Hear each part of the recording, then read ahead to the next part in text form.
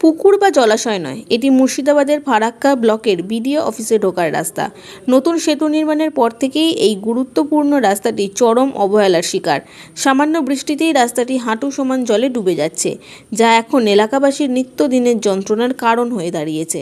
ফারাক্কা ব্যারেজের নতুন সেতু নির্মাণের সময় থেকেই রাস্তাটির বেহাল দশা শুরু হয়।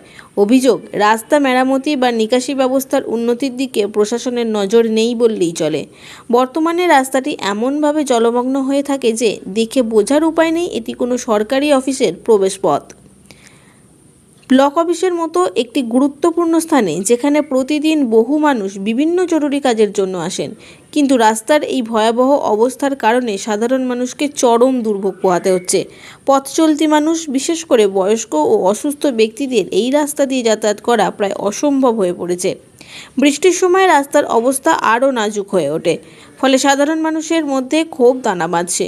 স্থানীয় বাসিন্দাদের দাবি, অবিলম্বে রাস্তাটি সংস্কার করা হোক এবং নিকাশি ব্যবস্থা উন্নত করা হোক, যাতে সাধারণ মানুষ নির্বিঘ্নে সরকারি দপ্তরে যাতায়াত করতে পারে।